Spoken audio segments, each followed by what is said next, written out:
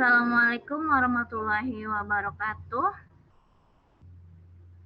Kali ini kami akan mempresentasikan hasil kerja proyek pembangunan e-learning studi kasus di Yayasan Al-Hikmah Citra Raya oleh kelompok 4, Aldi Destariana, Anton Susilo, Edi Suherlan, Lilik Adriana, dan saya Rizka Desiana. Pada mata kuliah Manajemen Proyek Teknologi Informasi, Program Pasca Sarjana Magister Teknik Informatika Universitas Rahaja dengan dosen asosiat Profesor Dr. Al-Bahra Exkom Mkom. Di sini ada personilnya, tim kita, yaitu Pak Edi Suherlan sebagai programmer, Anton Susilo sebagai desain engineer, Rizka Desiana sebagai administrator, Aldi Destariana sebagai sistem analis, dan yang terakhir Lilik Adrianto sebagai project manager. Ya, pada presentasi ini ada 4 bahasan, yaitu pendahuluan, landasan teori, perencanaan dan pembangunan sistem, dan yang terakhir intinya adalah produk e-learning itu sendiri. Oke. Ya, di sini latar belakang atau pendahuluannya akan dijelaskan oleh Mas Aldi. Mas Aldi, dipersilahkan. Ya, terima kasih kepada Mbak Rizka yang telah mempersilahkan saya untuk dapat mempresentasikan ini. Untuk pendahuluan yaitu ada latar belakang. Di sini latar belakang dari pembangunan pengembangan proyek e-learning ini ada berbagai macam yang melatar belakangi. Yang pertama dari segi murid terlebih dahulu. Untuk murid dahulu bisa dilihat itu gambar burung, dia hanya menerima saja makanan tanpa tahu asal dari mana, tanpa tahu bagaimana cara mendapatkannya dan semacamnya. Tetapi untuk murid yang sekarang, dia bisa berpikir, mempunyai pola pikir yang lebih, seperti dia berpikir bagaimana cara mendapatkan makanan tersebut, dan juga berpikir makanan apa yang dapat digantikan selain makanan ulat itu. Seperti contoh mungkin burungnya itu pengen makan pizza. Kemudian dari segi guru zaman dahulu zaman sekarang ini perbedaannya yaitu yang pertama untuk guru pada zaman dahulu yaitu gurunya masih membawa banyak bahan materi seperti berbagai macam modul dan juga alat-alat tulis itu dibawa sehingga dapat merepotkan si guru tersebut karena membawa banyak barang bawaan. Tapi untuk guru yang sekarang ini hanya membutuhkan satu alat saja berupa gadget yang dapat menyediakan berbagai macam fasilitas seperti alat tulis elektronik dan juga bahan materi elektronik dan semacamnya. Ya, selanjutnya yaitu terdapat perbedaan dari segi media pada zaman dahulu dan zaman sekarang. Untuk media dulu itu masih tampilannya mungkin masih berupa hitam putih dan juga dari segi tulisan itu masih terdapat perbedaan antara satu orang dengan yang lainnya. Ada yang bagus, ada yang jelek, ada yang seperti ceker ayam dan semacamnya sehingga dapat menimbulkan perbedaan pendapat atau misunderstanding antara satu dengan yang lainnya. Tapi untuk yang sekarang ini, media yang sekarang ini sudah lebih canggih dan lebih modern dengan berupa gadget sehingga tulisannya dapat sama antara dengan yang lainnya sehingga dapat sehingga tidak adanya misunderstanding antara satu dengan yang lainnya. Kemudian dari segi pembelajaran di sini ada conventional learning dan juga online learning. Untuk conventional learning di sini yaitu siswa berkumpul pada satu ruangan dengan memperhatikan satu guru. Ini masih pembelajaran dengan sistem lama, tetapi untuk sistem pada zaman sekarang, terlebih pada zaman pandemi ini, pembelajaran banyak dilakukan dengan metode online learning, sehingga dapat memudahkan orang untuk melakukan pembelajaran dimanapun dan kapanpun dia berada, hanya dengan menggunakan jaringan internet. Ya, lanjut Pak Edi.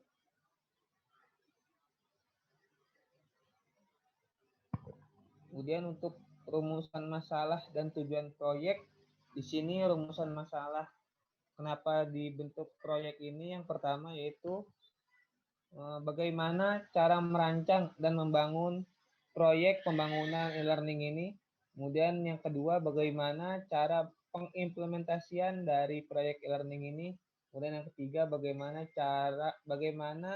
atau apakah karakter dan manfaat dari proyek pengembangan e-learning ini. Kemudian yang terakhir, apakah kelebihan dan kekurangan dari proyek e-learning ini. Lanjut, Pak Edi. Kemudian sebagai teori dari e-learning ini sebagai kata pengantar yaitu didasari pada Permendikbud nomor 109 tahun 2013 tentang penyelenggaraan PJJ. Ini didasar dari penyelenggaraan e-learning di Indonesia. Dengan catatan Yayasan Al-Hikmah Citra Raya sedang merumuskan kebijakan PJJ tersebut. Untuk pengertian dari e-learning itu sendiri diartikan sebagai seluruh pelajaran yang menggunakan rangkaian elektronik berupa LAN, WAN, atau internet untuk membantu interaksi dan penyampaian aktivitas selama proses pembelajaran. Jadi e-learning ini suatu pembelajaran dengan menggunakan peralatan elektronik dan juga jaringan internet untuk dapat membantu dalam proses pembelajaran tersebut. Lanjut Pak Edi. Selanjutnya yaitu learning spectrum yang akan dijelaskan oleh Pak Lilik Adirianto. Kepada Pak Lilik, silakan. Baik, terima kasih Pak Aldi. Saya akan menjelaskan kondisi sekarang dari learning spectrum. Jadi pembelajaran zaman dulu itu masih menggunakan tradisional classroom, di mana semua siswa dan guru itu datang ke sekolah dan guru pun menjelaskan menggunakan media papan tulis serta buku-buku bacaan. Seiring perkembangan, kemudian yang di nomor 2 ini ada classroom with technology. Jadi seiring perkembangan, sekarang ini di kelas-kelas yang ada di sekolah itu sudah menggunakan proyektor sebagai media untuk menampilkan informasi, bisa berupa video atau juga teks. Dan yang ketiga ada flex classroom. Dan yang keempat ada flipped classroom. Dan yang terakhir ini sudah full online. Jadi semua media pembelajarannya bisa diakses baik dengan murid ataupun gurunya secara online. Next. Nah, di sini ada jenis learning. Jadi ada beberapa jenis learning. Yang pertama ada supplemental e-learning. Seluruh pertemuan berupa face-to-face. Sedangkan e-learning digunakan sebagai pelengkap untuk mempermudah proses pembelajaran. Kegiatan e-learningnya itu bisa melalui forum diskusi, kemudian download bahan materi, kuis itu bisa dilaksanakan secara online, tugas juga bisa dilaksanakan secara online. Nah, ini cocok digunakan bagi peserta didik yang belum familiar dengan program e-learning. Next. Yang kedua ada blended e-learning. Nah, di blended e-learning tidak seluruh pertemuannya itu berupa face-to-face. Ada pertemuan non face-to-face. Jadi bisa berupa kuliah online atau sekolah online, ya, menggunakan video conference atau multimedia serta bahan-bahan pendukung lainnya. Nah, kegiatan e-learningnya ini masih sama menggunakan forum diskusi, download bahan materi, kuis online, dan juga tugas online. Cocok digunakan bagi peserta didik yang sudah familiar dengan program e-learning. Next.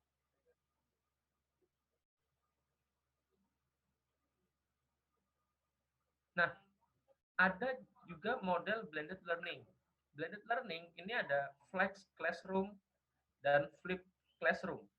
Nah, Flex Classroom ini belajar online di ruang kelas dan dipandu oleh Bapak atau Ibu gurunya. Latihan atau responsi di ruang kelas dipandu juga oleh Bapak dan Ibu guru.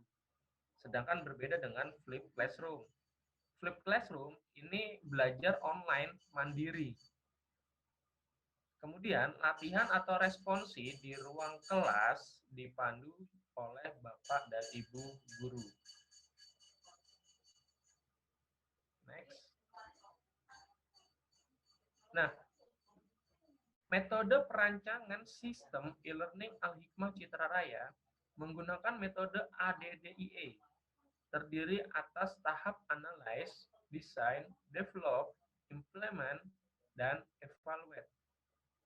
Menurut Effendi dan Zhuang tahun 2004. Nah, di sini ada analis. Analis ini instruksional, desainer menganalisis kebutuhan pengguna akan materi. Sedangkan desain itu instruksional, desainer membuat tujuan pelatihan spesifik, merancang program pembelajaran, serta mendesain isi pelajaran. Selanjutnya ada develop. Developer membuat desain menjadi paket pelajaran e-learning pada tahap pengembangan. Dan implementasi, ini adalah paket pelajaran yang disampaikan kepada Yayasan Al-Hikmah Citra Raya. Dan yang terakhir ada evaluasi. Evaluasi akan dilakukan pengukuran efektivitas pelajaran. Next.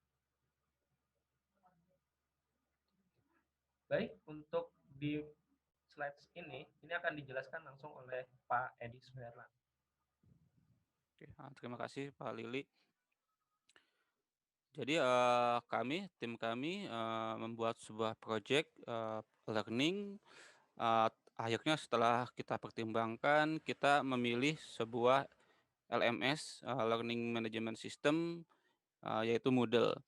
Dari sekian banyak LMS, kenapa kita beralasan memilih Moodle? Karena Moodle adalah dari sekian banyak LMS termasuk LMS yang terbaik ya. Bahkan untuk fitur-fitur yang didapat oleh Moodle tersendiri itu sangat lengkap, ditunjang untuk memang didesain untuk keperluan proses pembelajaran. Dalam fitur-fitur dalam Moodle tersebut memiliki fitur seperti manajemen untuk kuliah, kelas, untuk pembelajarannya, sinkronisasi ke dalam aplikasi-aplikasi lain, semisal Google ataupun Zoom. Dan juga di Moodle kita bisa mengunggah atau mendownload aplikasi-aplikasi pembelajaran yang disediakan oleh tenaga pendidiknya. Dan juga fitur-fitur yang didapat Moodle adalah bisa melihat nilai, bisa mengevaluasi nilai, dan juga bisa melihat aktivitas siswanya dalam absensi.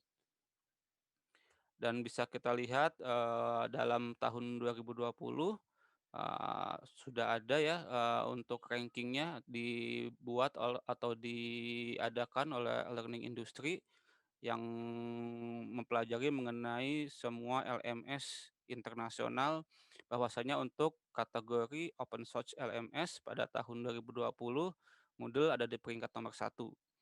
Nah, itu sudah terbukti bahwa alasan kami tepat memilih Moodle sebagai LMS untuk pengembangan sistem e-learning di Citra Raya adalah karena Moodle adalah nomor 1 LMS di open source, sehingga kita tidak bisa atau kita tidak perlu mengkhawatirkan dari segi keamanan, dari segi pengembangan ke depan, karena ini kan open source. Jadi kita tim bisa saja mengembangkan Moodle ini lebih lanjut sesuai dengan nanti kebutuhan sekolah di Citra Raya tersebut.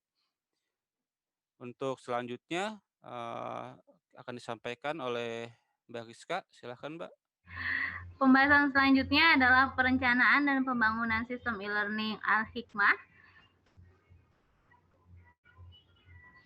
Ya, yang pertama yaitu tempat dan jadwal proyek.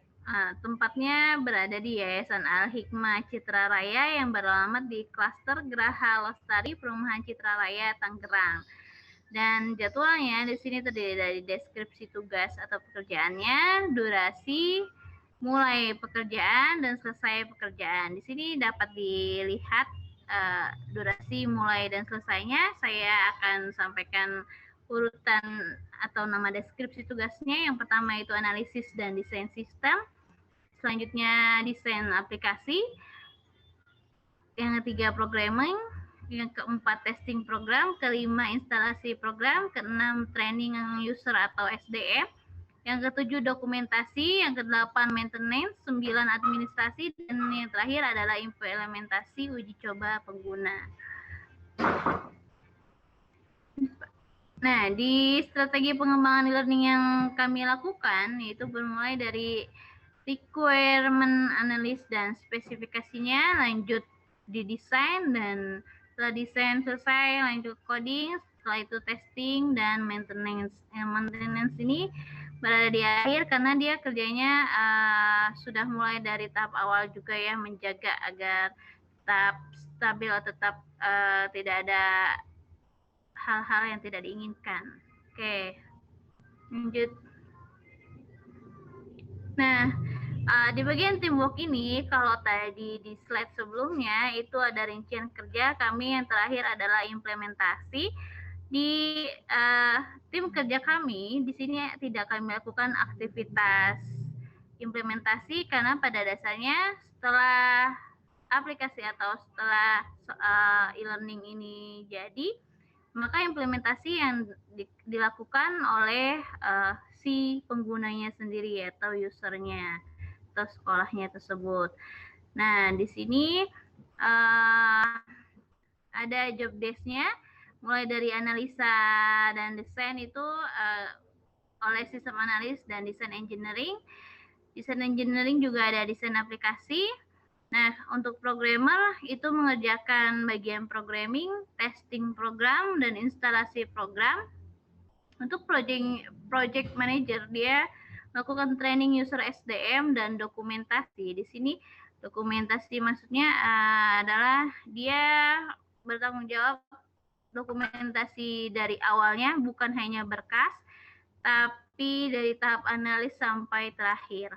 Dan administrasi ini yang membukukan, yang merapihkan semua kegiatan-kegiatan sampai dengan ke fotonya juga.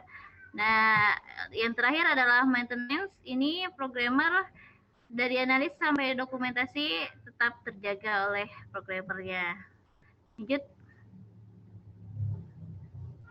Nah, di sini use case diagram e-learning kita coba pecahkan, yaitu terdiri dari 3 user, ada admin, guru, dan siswa.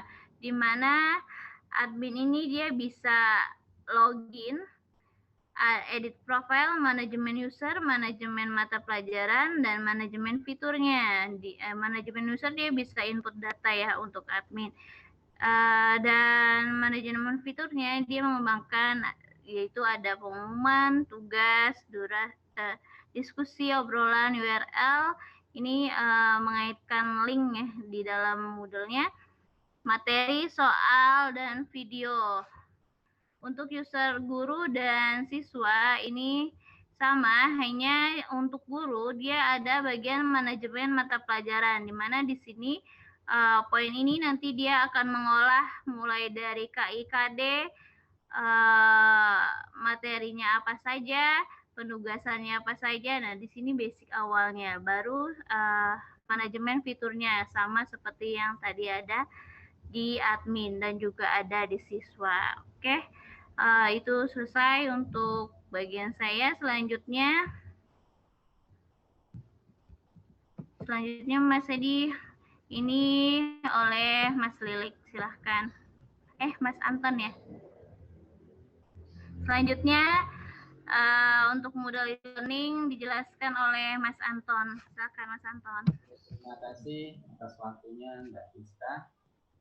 Di sini saya akan menjelaskan tentang model e-learning yang tadi sudah dijelaskan untuk apa itu model e-learning. Kemudian di dalam model e-learning sendiri itu adalah merupakan konsep atau mekanisme belajar mengajar yang memanfaatkan teknologi informasi yang dikenal dengan konsep pembelajaran elektronik atau e-learning. Jadi di dalam tampilan model e-learning seperti ini, kita mengenal ada dua macam. Yang pertama untuk tampilan desktop full responsive, yang seperti tergambar pada yang sebelah kiri. Kemudian di dalam tampilan mobile aplikasi itu tergambar pada yang di sebelah kanan. Di sini ada perbedaan juga. Jadi tetapi di dalam secara menyeluruh nanti di dalam aplikasi yang ditampilkan untuk desain tampilannya itu dipermudah dengan fitur-fitur yang lebih menarik. Next, Mas Hedi. Nah, kemudian saya ingin menjelaskan untuk tampilan interface admin. Jadi untuk tampilan interface dari admin itu merupakan tampilan visual sebuah produk yang menjembatani sistem pengguna user. Jadi di dalam tampilan sendiri dapat berupa bentuk, warna, dan tulisan yang didesain semenarik mungkin. Kemudian di dalam tampilan use interface admin itu terdapat dashboard menu, di mana sebagai menu navigasi yang berisi beberapa pilihan menu seperti posting, kemudian ada halaman, komentar, dan kemudian pengguna lainnya. Dan di dalam tampilan selanjutnya di dalam dashboard itu ada beranda situs, dan kemudian ada juga kalender di mana berisi tentang penjadwalan, kemudian ada informasi-informasi yang terpenting berkenaan dengan pelaksanaan yang sudah terjadwal. Kemudian di dalamnya, di dalam aplikasi itu ada file pribadi, kemudian ada beberapa kumpulan konten di mana sudah tersedia konten-konten yang akan diupload nanti kemudian bisa diakses oleh pengguna atau siswa sendiri.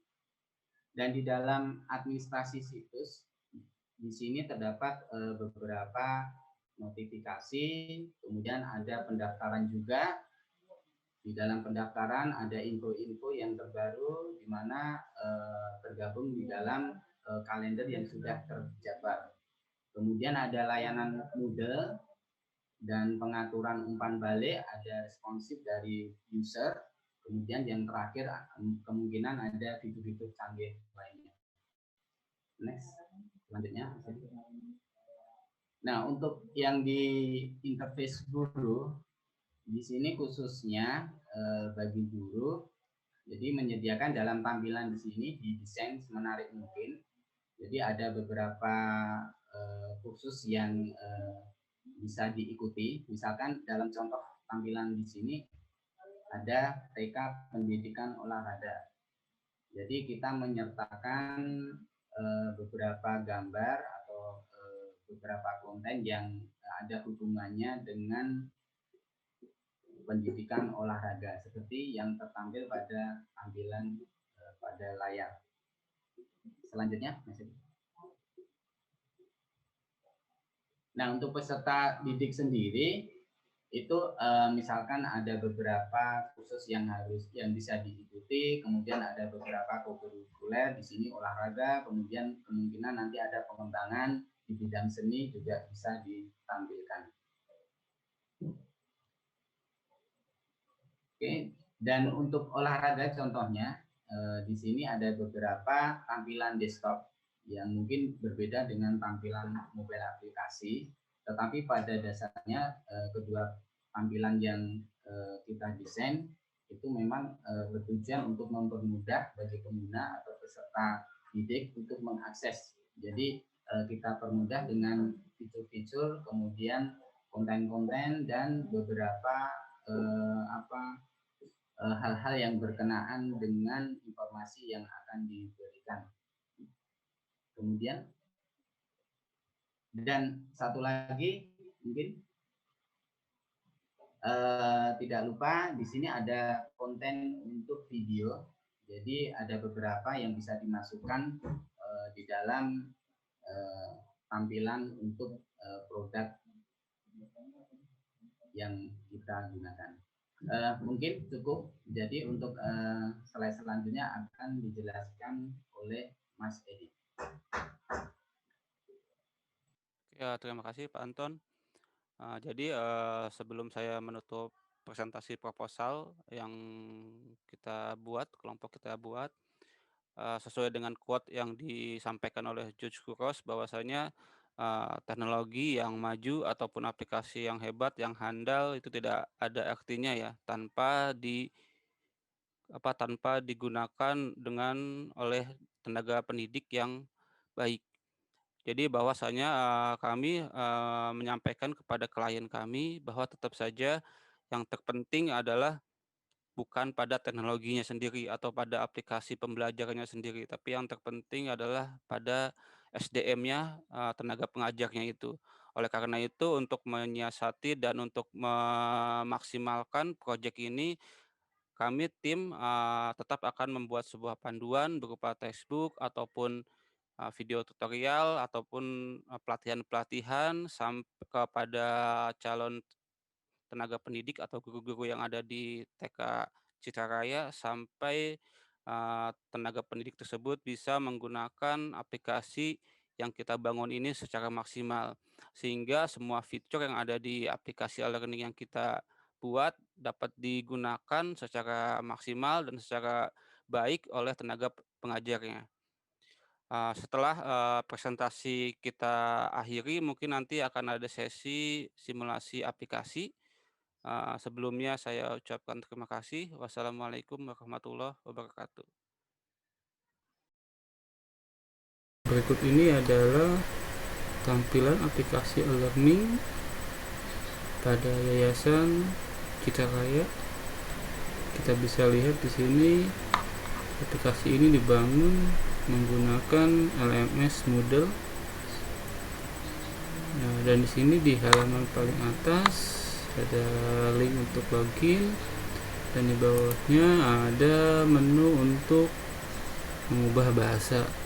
Kebetulan e-learning ini sudah mensupport dua bahasa Inggris maupun bahasa Indonesia. Nah, untuk pengembangannya sangat mudah bila kita juga ingin menambahkan bahasa yang lain dengan menggunakan e-learning berbasis modul ini. Nah, di bawahnya ada slide foto yang otomatis berpindah ya. Dan di bawahnya lagi ada informasi-informasi dan selanjutnya ada menu mata pelajaran yang diterbitkan atau yang difasilitasi di aplikasi e-learning ini.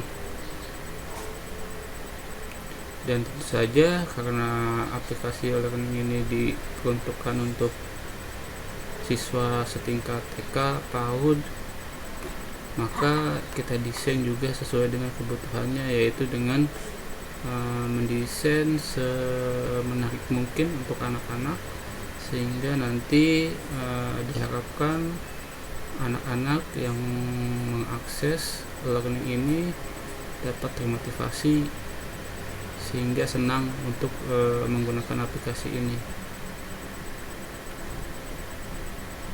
Dan aplikasi ini sudah didesain full responsif sehingga sangat mudah atau sangat otomatis sangat nyaman digunakan di setiap perangkat, mau laptop, tablet ataupun handphone. Untuk menggunakan aplikasi ini seperti biasa kita login dulu ya. Kita login, klik menu login di pojok kanan atas. Nah, di sini tampilan loginnya ada form untuk menginputkan loginnya. Kita login saja.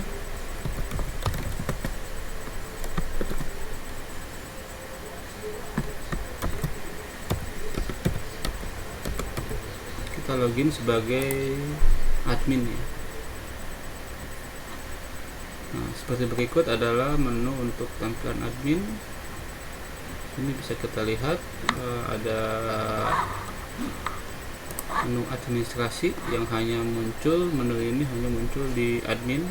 Jadi untuk level tenaga pendidik ataupun siswa tidak muncul ya menu ini. Jadi ini menu administrasi ini untuk men-setting ataupun mengelola aplikasi learning ini secara back-end ya.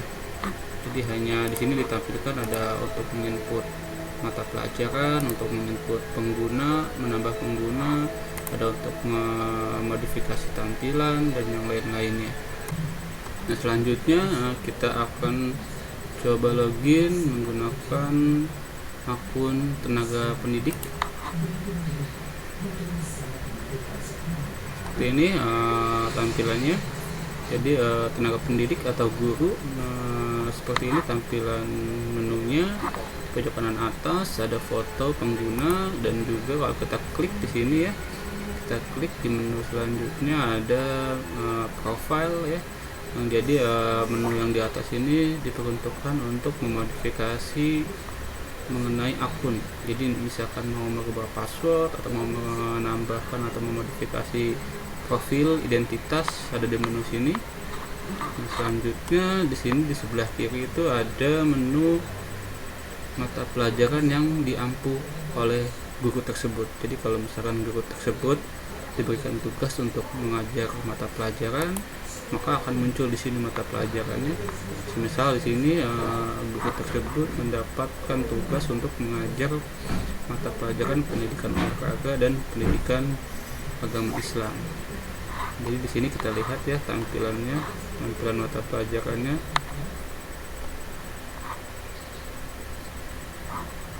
GE tugas.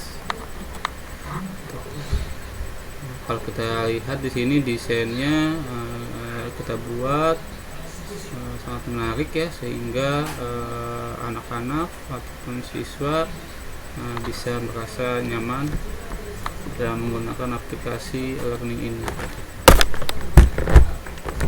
Contohkan, kita klik untuk mata pelajaran pendidikan olahraga. Nah, di sini setelah kita klik, kita bisa lihat di sini adalah menu atau ruang untuk mata pelajaran pendidikan olahraga. Jadi nanti tenaga pendidik bisa mengisi atau mengupload materi pembelajaran ya, berupa media textbook ataupun media video, audio, dan yang lainnya.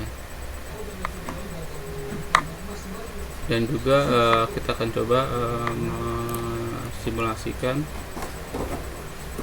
Misalkan tenaga pendidik ingin menambahkan modul untuk pembelajarannya, kita klik aktivitasnya. Nah, kita lihat di sini menu-menu yang didukung atau menu-menu yang dimiliki oleh LMS ini adalah sangat lengkap. Di sini ada assignment, ada untuk absensi ya, untuk mengelola absensi. Jadi kita bisa menggunakan menu ini, dan ini forum juga kita gunakan untuk menu diskusi, dan untuk kuis juga kita bisa menggunakan kuis. Kuisnya juga macam-macam. Di sini bisa menggunakan multiple choice, essay, true or false, dan yang lainnya. Dan di sini juga kita bisa men-setting atau membuat tugas, sehingga nanti tugas-tugasnya bisa diupload di Wavelearn. Dan di sini juga kita bisa di result, di sini ada menu juga. Contohnya seperti ini, file ini adalah untuk mengumpulkan tugas-tugas ya. Jadi nanti kalau dengan menu file ini, si siswa bisa mengupload tugas yang diberikan oleh gurunya di sini. Jadi kalau kita bisa lihat di sini semua fitur-fitur yang ada di LMS ini, yang ada di Learning Citra Raya ini sudah cukup lengkap, sangat membantu, dan sudah mencakup semua kegiatan pembelajaran pada umumnya. Bahkan kalau misalkan nanti ada kebutuhan lain yang tidak ada di luar menu ini, bisa kita lakukan pengembangan, kita bisa tambahkan, karena memang LMS yang dibangun dengan model ini adalah license-nya adalah open source, sehingga bebas kita kembangkan sesuai dengan kebutuhan pengguna.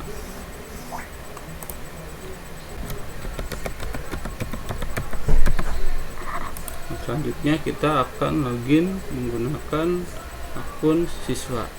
Namun sebelumnya kami ingatkan bahwasanya ketika siswa menggunakan e-learning ini menggunakan laptop ataupun smartphone, kami menghimbau pada orang tua siswa agar selalu mendampingi putra-putrinya, karena di usia anak-anak sangat rentan dengan efek-efek negatif penyalahgunaan gadget, perangkat, apalagi terhubung dengan internet. Jadi sebisa mungkin setiap putra-putri kita menggunakan aplikasi e-learning Citra Raya ini agar selalu didampingi oleh orang tua masing-masing, sehingga terhindar dari hal-hal yang tidak diinginkan.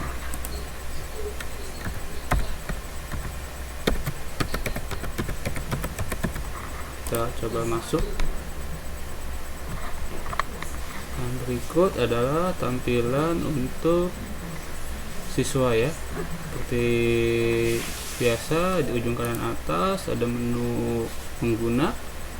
Si siswa bisa mengupload foto, memperbaharui identitasnya, dan juga merubah password dan yang lain-lainnya. Nah, di sini juga ada mata pelajaran yang bisa diikuti oleh siswa tersebut. Nah, kita contohkan misalkan siswa itu kita masuk ke olahraga ya, kita klik mata pelajarannya.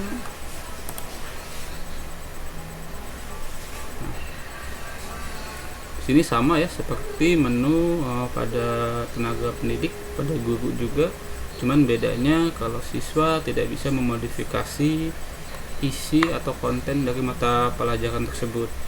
Yang bisa memodifikasi, menambah atau menghapus modul-modul yang ada di sini hanya tenaga pendidik saja, hanya gurunya saja. Jadi si siswa hanya bisa melihat, membaca, dan mendownload materi yang ada di sini. Dan juga ada fitur yang menyenangkan juga bagi siswa, seperti di sini kita lihat di sebelah kanan itu ada ikon bintang ya. Nah, ikon bintang ini biasanya kalau secara konvensional beberapa TK secara pengalaman di lapangan suka diberikan bintang ya, diberikan bintang anak-anaknya ketika berprestasi, sehingga merangsang motivasi anak untuk semangat belajar. Nah, seperti itu juga kita aplikasikan di e-learning tersebut, di e-learning Citra Raya, agar memotivasi semangat belajar anak-anak, apalagi dalam menggunakan e-learning ini. Nah, di sini juga kita menggunakan sistem tersebut, yaitu menggunakan sistem bintang yang mempunyai perhitungan. Di sini ada poinnya ya. Di sini ada bintang 1. Nah, bintang ini akan terus bertambah jika anak-anak atau siswa sering menggunakan atau mengakses e-learning tersebut.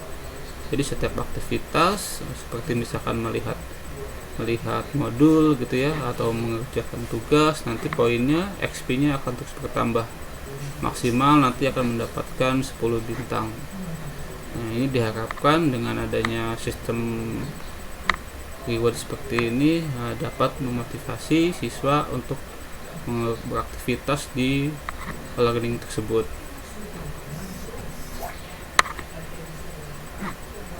Sebelum saya akhiri sesi simulasi aplikasi, sekali lagi kami mengingatkan kepada tenaga pendidik dan orang tua agar selalu dapat mendampingi putra-putrinya dalam menggunakan aplikasi e-learning tersebut, karena di usia-usia anak seperti anak usia TK, PAUD, sangat rentan untuk terpapar ya dampak-dampak negatif penggunaan internet. Baiklah, itu saja yang bisa saya sampaikan. Assalamualaikum warahmatullahi wabarakatuh.